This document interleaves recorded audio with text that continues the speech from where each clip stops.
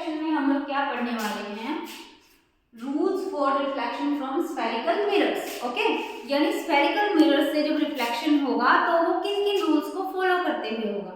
देखिए बेसिकली हमारे पास 3 रूल हैं। इन तीनों ही रूल्स का दोनों तरह के मिरर पे, कॉनकेव मिरर पे भी और कॉन्वेक्स मिरर पे भी एप्लीकेशन मैं अभी आपको सिखाऊंगी कैसे उनको अप्लाई करना है। क्लियर है? देखिए फर्स्ट रूल क्या कहता है, the ray incident parallel to principal axis will pass from focus after reflection or appear to pass from focus। क्या कह रहा है कि जो रे प्रिंसिपल एक्सिस के अलोंग उसके पैरेलल इंसिडेंट होगी वो रिफ्लेक्ट होने के बाद कहां से पास होगी, फोकस से। Look here, which mirror it is, this is concave mirror, ठीक है, and let's say this is the principal axis, okay, and this is pole, ठीक। तो जो रे प्रिंसिपल एक्सिस के पैरेलल इंसिडेंट हुई, क्या कह रहा है कि वो जब रिफ्लेक्ट होगी तो कहां से पास होगी, मिरर के फोकस से पास होगी। तो ये जो रे आई जो पैरेलल इंसिडेंट हुई किससे पैरेलल थी, parallel to the principal axis, ये कहां से पास होगी, फोकस से पास होगी, ठीक है। will pass from the focus or appear to pass from focus। appear to pass from focus इस बात का क्या मतलब है, ये देखिए अगर मान लीजिए हमारे पास क्या है बेटा, कॉन्वेक्स मिरर है, ये कौन सा मिरर है, कॉन्वेक्स मिरर है, और ये कॉन्वेक्स मिरर की प्रिंसिपल एक्सिस है। सॉरी ये थोड़ी सी टेढ़ी हो गई, इसको दोबारा से ड्रॉ करते हैं ना, ठीक है, हाँ अभी टेढ़ी है ओके। तो क्या कह रहे हैं कि ये जो है रे जो आपकी प्रिंसिपल एक्सिस के पैरेलल इंसिडेंट हुई, वो देखो कॉन्केव मिरर था तो उसने क्या किया, उसको इस तरफ रिफ्लेक्ट किया, लेकिन कॉन्वेक्स मिरर हमें पता है डाइवर्जेंट मिरर होता है, तो वो क्या करेगा, इसको अवे रिफ्लेक्ट करेगा। ओके, अवे रिफ्लेक्ट कर दिया, तो ये क्या लिखा हुआ है, appear to pass from focus.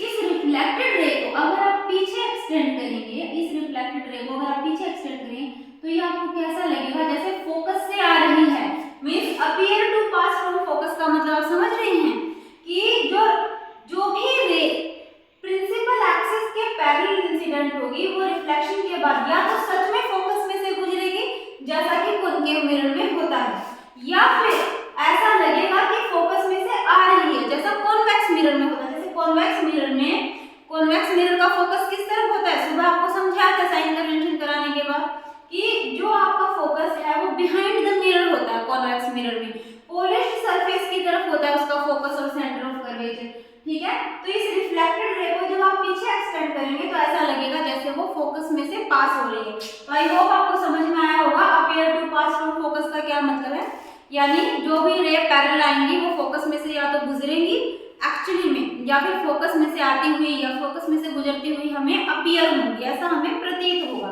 जैसा यहाँ हो रहा है। क्लियर है फर्स्ट रूल?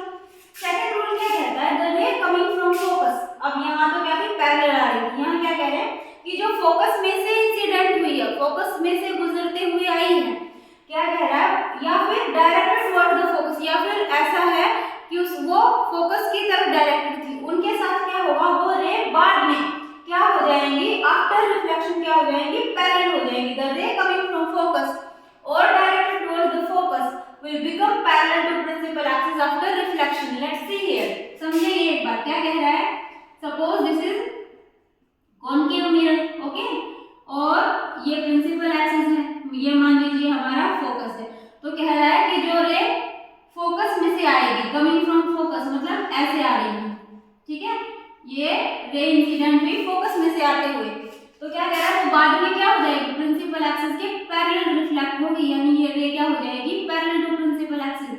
ऐसे आई तो पैरेलल हो गई, पैरेलल थी तो फोकस में से गुजरी और फोकस में से आई तो पैरेलल हो गई है, ठीक है, क्लियर है। और डायरेक्टेड टुवर्ड्स द फोकस, ये क्या है,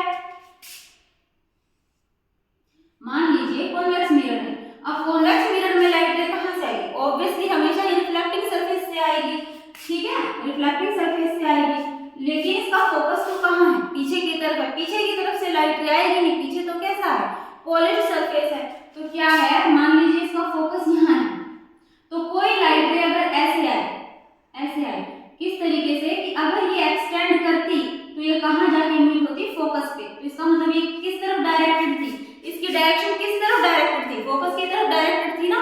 तो क्या कह रहे हैं कि if the ray coming from focus और द रे डायरेक्ट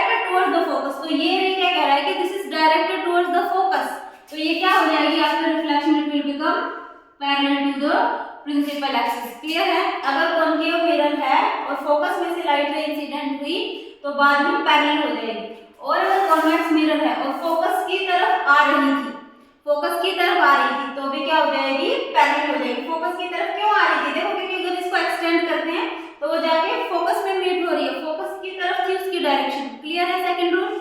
नाउ थर्ड रूल, ये रूल थोड़ा सा इंपॉर्टेंट है, यहाँ मैं आपको एक स्पेशल चीज बताने वाली हूँ। देखिए क्या कह रहे हैं, the ray coming from centre of curvature और directed towards centre of curvature will retrace its path.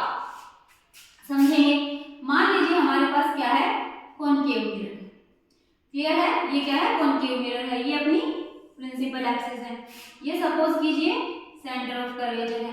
तो ये कह रहे हैं कि जो लाइट रे सेंटर ऑफ कर्वेचर में से गुजरते हुए आएगी, the ray coming from centre of curvature, जैसे मान लीजिए ये रे है जो सेंटर ऑफ कर्वेचर को क्रॉस करते हुए आई, ठीक ऐसे, तो वो क्या करेगी, आफ्टर रिफ्लेक्शन उसी पाथ को रिट्रेस करेगी, यानी अगर ऐसे गई तो इसी पाथ पे वापस आ जाएगी। समझ रहे हैं, ये क्या हुई, ऐसे गई थी और उसी पाथ पे वापस आ गई, यानी इसने क्या किया, अपने पाथ को रिट्रेस किया, दोबारा से ट्रेस किया। समझ आई ये चीज, क्लियर। या फिर क्या कह रहे हैं, सेंटर ऑफ कर्वेचर की तरफ डायरेक्टेड हो, directed towards centre of curvature, यानी मान लीजिए हमारे पास कौन सा मिरर है, कॉन्वेक्स मिरर है। कॉन्वेक्स मिरर ये प्रिंसिपल एक्सिस, ओके ठीक है। सेंटर ऑफ कर्वेचर किधर होगा, कॉन्वेक्स का पीछे की तरफ, पॉलिश सरफेस की तरफ, तो सेंटर ऑफ कर्वेचर यहाँ है। तो कोई लाइट रे मान लीजिए ऐसे आती है, कैसे आती है कि अगर इसको आगे बढ़ाते तो ये किस तरफ जाती, किसमें से पास होती, सेंटर ऑफ कर्वेचर में से पास होती, ठीक है। तो ये रे क्या कहलाएगी, दिस रे was directed towards the centre of curvature, ये रे क्या थी, सेंटर ऑफ कर्वेचर की तरफ डायरेक्टेड थी। समझ रहे हैं, तो ये कैसे रिफ्लेक्ट होगी, कैसे रिफ्लेक्ट होगी, इसी पाथ पे, जिस पाथ पे आई थी उसी पे क्या हो जाएगी, रिट्रेस बैक हो जाएगी। अब देखो ऐसा क्यों हो रहा है, इसमें कोई आपका रिफ्लेक्शन क्यों नहीं शो हो रहा है। एक्चुअली में देखिए रिफ्लेक्शन हो रहा है, लेकिन रिफ्लेक्टेड रे और इंसिडेंट रे क्या है, सेम पाथ पे हैं। इसका मतलब क्या है कि दोनों सेम पाथ पे हैं। तो इसका मतलब समझ गया, ऐसा क्यों हो रहा है वो आपको समझाने की कोशिश करो। देखो जो स्फेरिकल मिरर है, हमने प्रीवियस वीडियोस में पढ़ा है, पिछले सेक्शन में हमने पढ़ा है कि जो आपके स्फेरिकल मिरर है वो क्या किए गए हैं, किसी स्फीयर में से काटे गए हैं, किसी स्फीयर में से काटे गए हैं। तो सेंटर ऑफ कर्वेचर से पास होने वाली कोई भी लाइन जब स्फीयर के किसी पार्ट पे पड़ती है तो वो स्फीयर पे क्या होती है, नॉर्मल होती है। समझ रहे हैं ना, रेडियस है वो एक तरह से, कोई भी रेडियस जो है वो सर्कल पे स्फीयर पे क्या होती है, क्या बनाती है, ये 90 डिग्री का एंगल फॉर्म करती है। समझ आ रही है बात आपको, ये क्या करती है, 90 डिग्री का एंगल फॉर्म करती है। क्लियर, तो 90 डिग्री का एंगल फॉर्म करती है। इसका मतलब क्या है, सेंटर ऑफ कर्वेचर से पास होने वाली लाइन मिरर के जिस भी पार्ट पे पड़ेगी उस पार्ट पर, उस पॉइंट पर वो क्या है, नॉर्मल है, मिरर के लिए वो नॉर्मल है, ठीक है। तो अब ध्यान दो, ये जो लाइन है ये क्या है, मिरर के सरफेस पे नॉर्मल है, this is normal to the mirror. अब इस लाइन पे अगर कोई रे इंसिडेंट हुई तो यानी वो नॉर्मल के अलोंग इंसिडेंट हुई, नॉर्मल के ऊपर इंसिडेंट हुई, अलोंग नॉर्मल इंसिडेंट हुई ना, यानी नॉर्मली इंसिडेंट हुई है। अब नॉर्मल और इंसिडेंट रे जब एक दूसरे के ऊपर लाई कर रहे हैं तो एंगल ऑफ इंसिडेंस कितना है, याद कीजिए एंगल ऑफ इंसिडेंस क्या था, angle between normal and incident ray.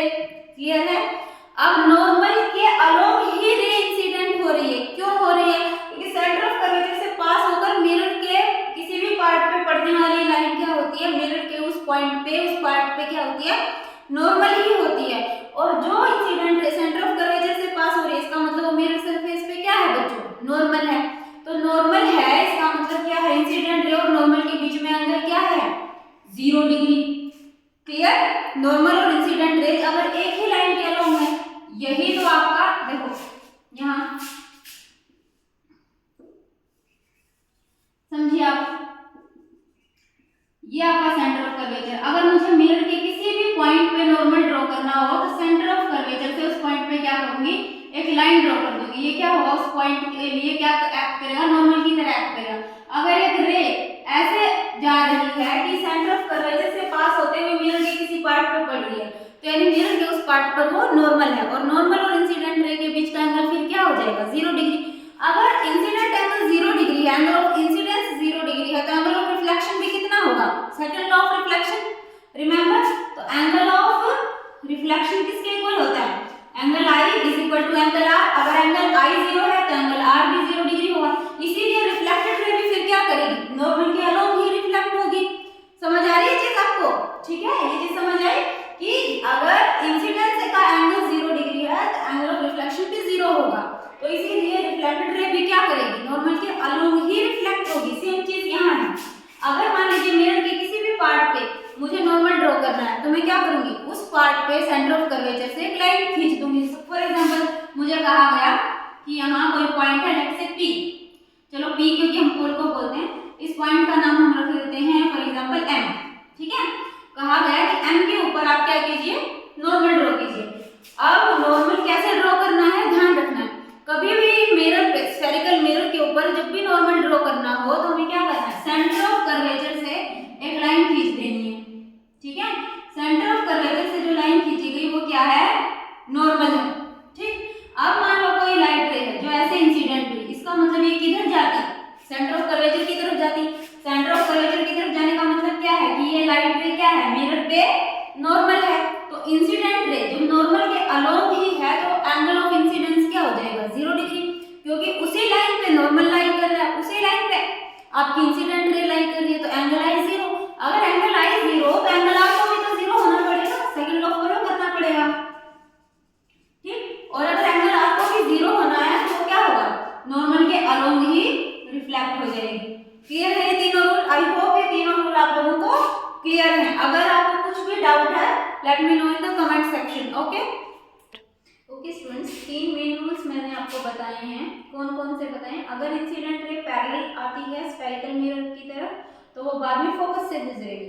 अगर फोकस से गुजरते हुए आती है तो बाद में पैरेलल हो जाएगी आफ्टर रिफ्लेक्शन। और अगर सेंटर ऑफ कर्वेचर को पास करते हुए आती है और मिरर के किसी भी पार्ट पे पड़ती है after crossing centre of curvature तो वो उसी पाथ पे रिट्रेस बैक होगी। क्यों? क्योंकि सेंटर ऑफ कर्वेचर से मिरर पे पड़ने वाली रे मिरर पे नॉर्मली गिरेगी, नॉर्मल होगी, नॉर्मल टू द मिरर। तो क्या होगा, एंगल ऑफ इंसिडेंस 0 होगा तो एंगल ऑफ रिफ्लेक्शन भी 0 होगा। इन 3 मेन रूल्स के अलावा एक और 4th रूल है, वो क्या कहता है, the ray incident obliquely will be reflected obliquely, यानी जो रे मिरर पे ऑब्लिकली पड़ेगी। ऑब्लिकली इंसिडेंट होने का मतलब क्या है कि जो कुछ एंगल फॉर्म करते हुए होगी, जैसे मान लीजिए ये इंसिडेंट रे है ना, this one is incident ray, clear. और ये कैसा इंसिडेंस है, ऑब्लिक इंसिडेंस है ना, नॉर्मल इंसिडेंस नहीं, क्योंकि नॉर्मल इंसिडेंस कब होता, जब ये incident ray centre of curvature में से पास होते हुए आती। तो अब ये ऑब्लिक इंसिडेंस है, यानी नॉर्मल के साथ कुछ एंगल फॉर्म कर रही है। ये नॉर्मल है, ये लाइन क्या है, नॉर्मल। नॉर्मल क्या होगा, पॉइंट ऑफ इंसिडेंस पे जो लाइन हम क्या करते हैं, मिरर के सरफेस के परपेंडिकुलरली ड्रॉ करते हैं। तो मिरर सरफेस पे ये पॉइंट ऑफ इंसिडेंस है और ये सेंटर ऑफ कर्वेचर से पास होती हुई लाइन क्या है, यहाँ पर नॉर्मल है। तो ये एंगल आई है, कौन सा, नॉर्मल और इंसिडेंट रे के बीच का एंगल, तो ये ऑब्लिक इंसिडेंस है। क्लियर।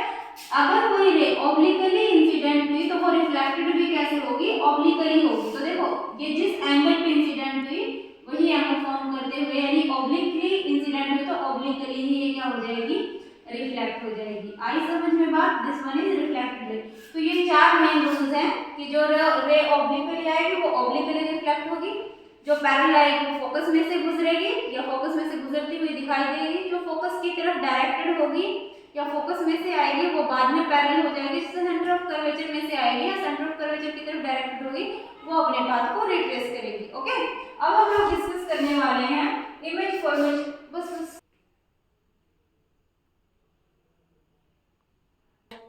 देखिए, अब हम स्टडी करेंगे image formation by concave mirror. ठीक है, image formation by concave mirror में आपकी एनसीईआरटी में अगर आप देखेंगे बच्चों, एक टेबल बनी हुई है। मैं आपसे कहूँगी वो टेबल बहुत ही ज़्यादा इंपॉर्टेंट है। अगर वो टेबल आप लर्न कर लेते हैं तो आपको बहुत सारे न्यूमेरिकल प्रॉब्लम्स करने में बहुत हेल्प होगी। क्लियर है। और वो टेबल लर्न करने से आपको कई बार जब आप साइन कन्वेंशन यानी साइन लगाने में यू का साइन कैसा हो, वी का साइन कैसा हो, अगर उसमें कंफ्यूजन अगर आपको हो रहा है या पोजीशन निकालने में आपको कंफ्यूजन हो रहा है तो आप अपने आंसर को टैली भी कर सकते हैं अगर वो टेबल आपको लर्न है तो अब हम डिस्कस करने वाले हैं वो इमेज फॉर्मेशन की टेबल। आप अपनी एनसीईआरटी को उठा के देखिए, उसमें 6 केसेस दिए हुए हैं।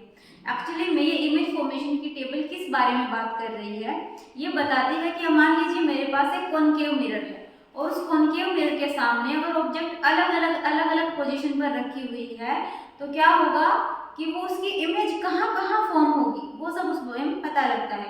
तो मैं अभी एक बार आपको कॉनकेव मिरर की टेबल लर्न करवाने से पहले बार कॉनकेव मिरर शो करती हूँ, क्योंकि इसमें कुछ टर्म्स ऐसी है जो मुझे आपको बतानी है। एक बार कॉनकेव मिरर देना।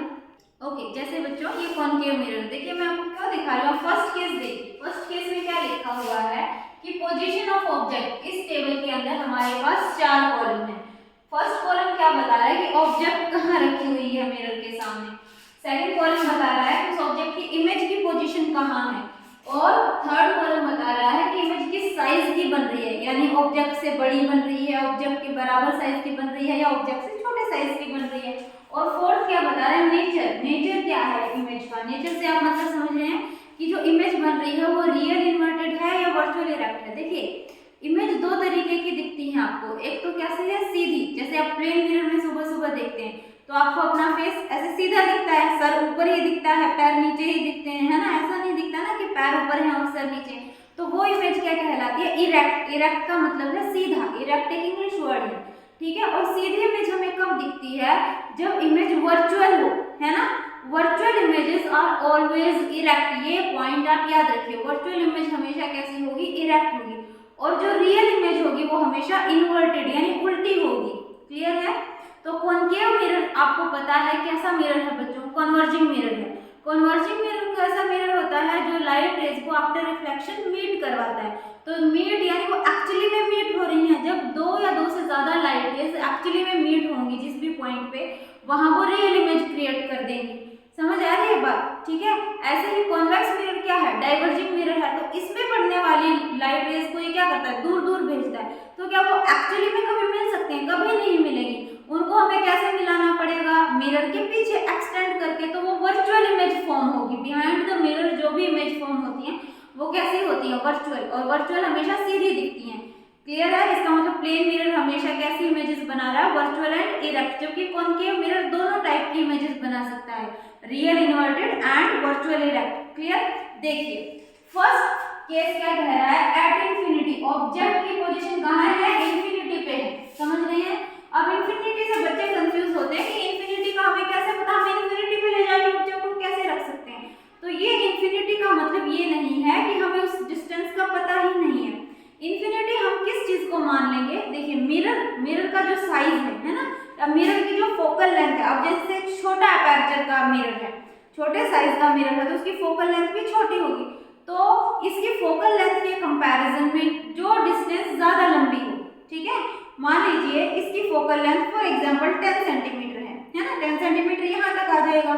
और इस मिरर से 10 मीटर दूर भी अगर मैंने एक ऑब्जेक्ट रखी है, या 15 मीटर दूर रखी है, तो 15 मीटर या 10 मीटर 10 सेंटीमीटर के कंपैरिजन में कैसे है, काफी दूर है। तो 10 मीटर या 15 मीटर को इस स्मॉल मिरर के कंपैरिजन में क्या मान लेंगे, इन्फिनिटी।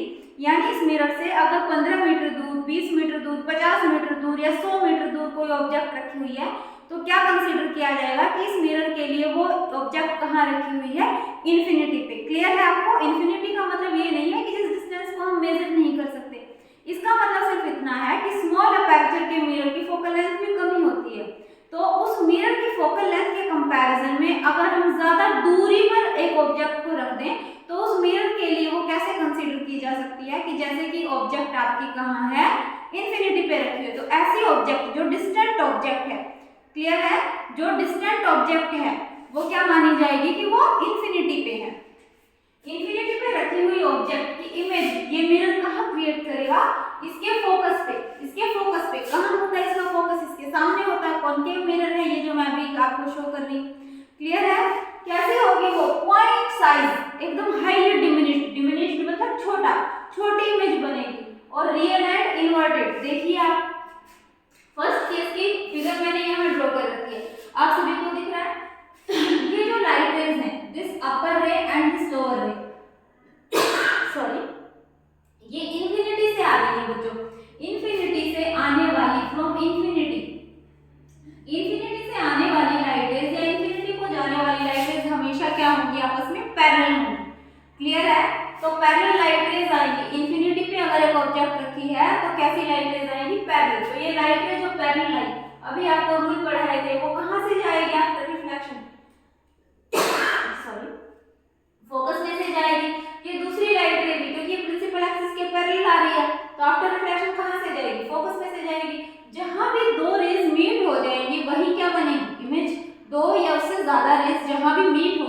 आफ्टर रिफ्लेक्शन वहां क्या फॉर्म होगी, इमेज। तो ये इमेज कहाँ बनेगी, फोकस पे, क्योंकि ये दोनों रेज कहाँ मीट हो रही है, फोकस पे।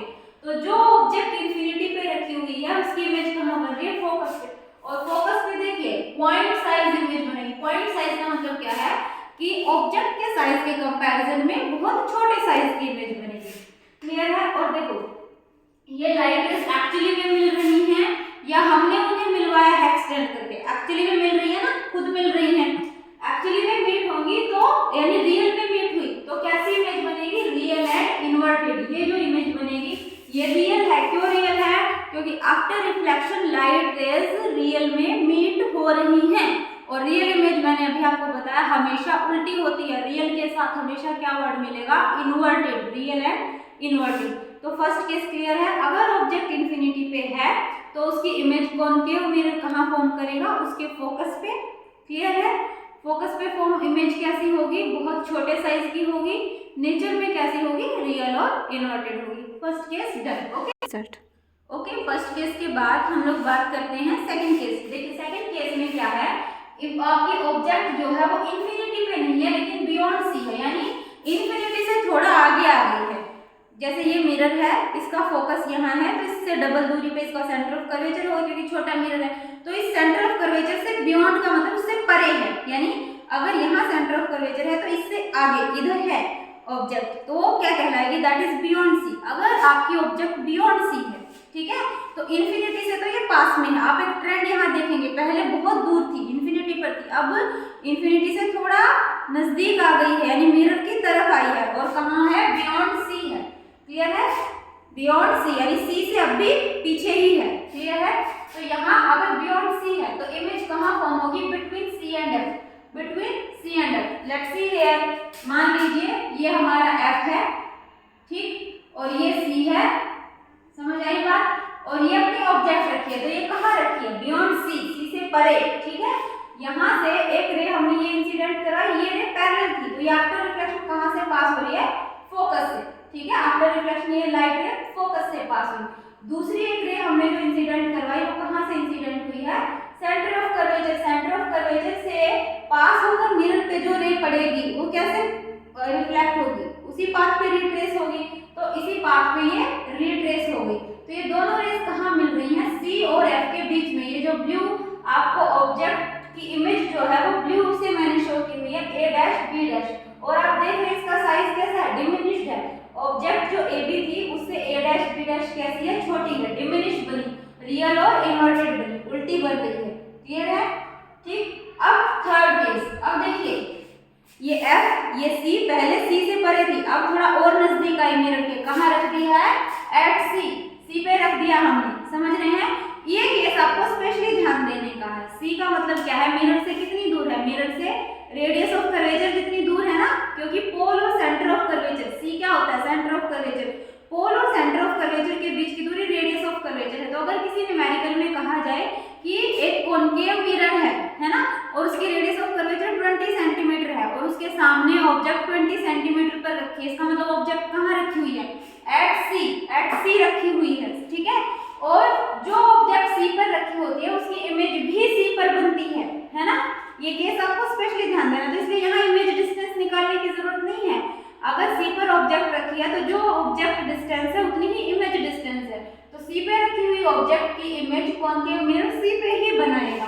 कैसे बनाएगा, सेम साइज, यानी जितना साइज ऑब्जेक्ट का है उतना ही साइज इमेज का है। देखिए यहाँ पर ये सी है, क्लियर, दिस इज सी। ठीक। सी पर हमने ऑब्जेक्ट रखी ए बी। इस ए बी से एक light ray parallel to the principal axis incident हुई जो आफ्टर रिफ्लेक्शन फोकस से पास हुई। क्लियर। और एक लाइट रे को हमने ऑब्लिकली इंसिडेंट किया। फोर्थ रूल क्या बताया था, जो ऑब्लिकली इंसिडेंट होगी वो ऑब्लिकली रिफ्लेक्ट भी होगी। तो ये लाइट रे ऑब्लिकली रिफ्लेक्ट हुई, जो पैरेलल थी वो फोकस से रिफ्लेक्ट हुई और जो ऑब्लिकली इंसिडेंट थी वो ऑब्लिकली रिफ्लेक्ट हुई। और ये कहाँ मीट हो रही है, एग्जैक्टली सी पे ही मीट हो रही है। ठीक है। तो सी पे ही हमारी क्या बन रही है, ये जो इमेज बन रही है ये कैसी बन रही है, रियल इन्वर्टेड सी पे बन रही है और ए बी के बराबर ही साइज है ए डैश बी डैश का। तो ये केस क्लियर है। अगर सी पे ऑब्जेक्ट है सी पे ही इमेज होगी, सेम साइज की होगी और रियल एंड इन्वर्टेड होगी। ओके। नेक्स्ट क्या है, बिटवीन सी एंड एफ, यानी अब और नजदीक लेकर आए हैं हम ऑब्जेक्ट को। अब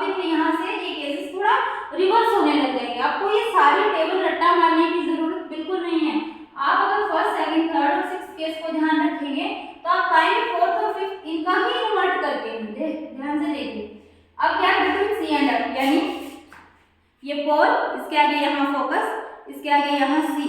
अब सी और एफ के बीच में यानी सेंटर ऑफ कर्वेचर और फोकस के बीच में ऑब्जेक्ट यानी मिरर के थोड़ा और नजदीक आ गई ऑब्जेक्ट। क्लियर है? अगर सी और एफ के बीच में है ऑब्जेक्ट तो कहाँ बन रही है image? Beyond C, beyond C मतलब सी से परे। अब इमेज कहाँ गई? सी से परे। देखिए इस केस में ऑब्जेक्ट बियॉन्ड सी थी तो इमेज सी और एफ के बीच में बन रही थी। अब अगर आपकी ऑब्जेक्ट कहाँ आ गई? सी और एफ के बीच में आ गई तो इमेज कहाँ चलेगी? Beyond C. तो ये केस इसका फोर्थ केस, सेकंड केस का ही आपको क्या दिख रहा है? उल्टा होता हुआ दिख रहा है। तो इसलिए आपको बहुत सारी चीजें नहीं रटनी है। टेबल आपको बड़ी भले ही दिख रही है लेकिन अगर आप लॉजिकली इसको लर्न करेंगे तो ये बहुत जल्दी आपको लर्न हो जाएगी।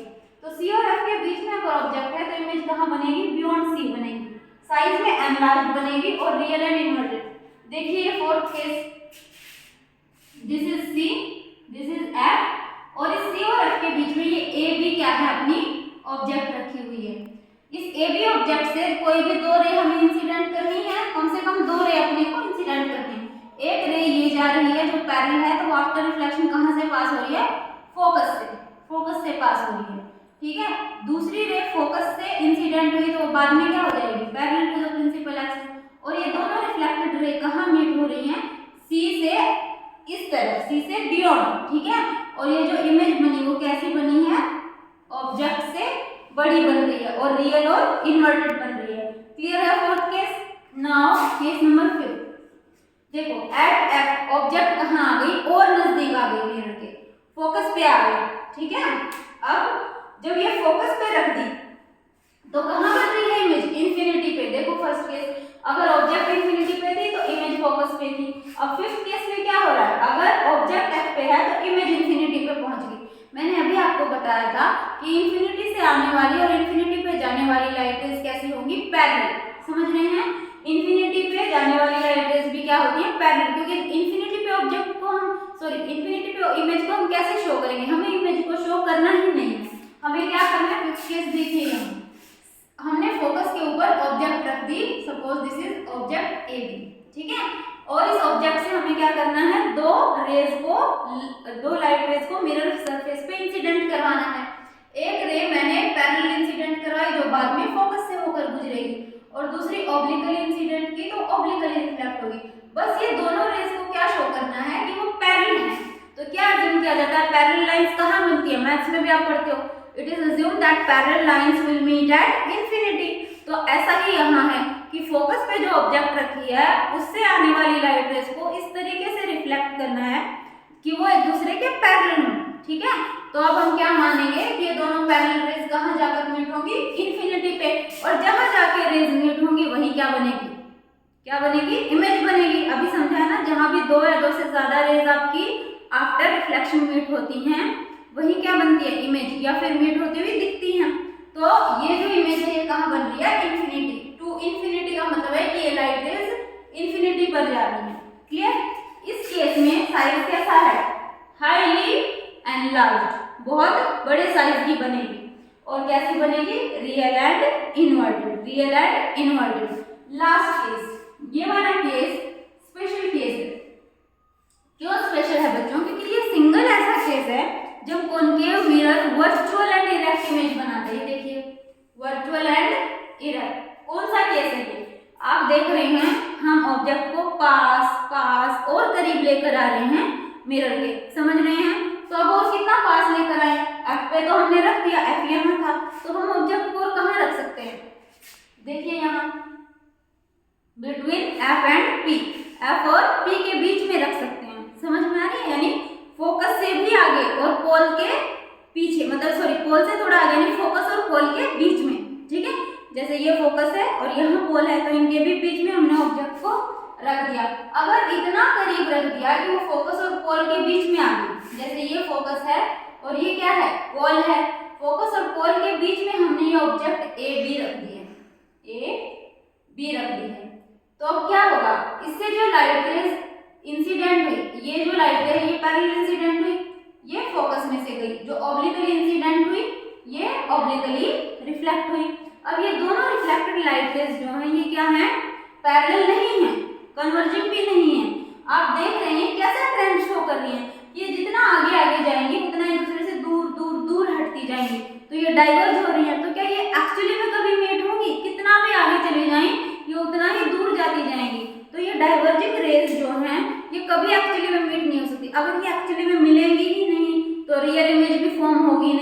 यहाँ कैसे करना पड़ेगा हमें लाइट रेज को अगर पीछे एक्सटेंड कर दें, देखिए ये जो ब्लू डॉट से दिखाया, अगर इन लाइट रेज को, ये रिफ्लेक्टेड लाइट रे और ये रिफ्लेक्टेड लाइट रे को अगर हमने पीछे एक्सटेंड किया तो हमें कैसा लग रहा है कि वो बिहाइंड द मिरर मिल रही है। तो जहां भी वो अपीयर हो रही है मिलती हुई, वही क्या बन गई, इमेज बन गई।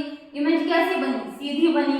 क्या ये रियल है, नहीं वर्चुअल है, क्योंकि रियल में लाइट रेज नहीं मिल रही हैं। We have met them after extending. तो अगर F और P के बीच में ऑब्जेक्ट है तो इमेज कहाँ बन रही है, behind the mirror. Behind the mirror कैसी बन रही है, एनलार्ज्ड, जो साइज है ऑब्जेक्ट का उससे तो बड़ी बन रही है। और कैसी बन रही है, वर्चुअल एंड इरेक्ट। तो आई होप कि आपको क्लियर है 6 के 6 केसेस। अगर आपको कोई भी दिक्कत है तो आप मुझे कमेंट सेक्शन में बता सकते हैं।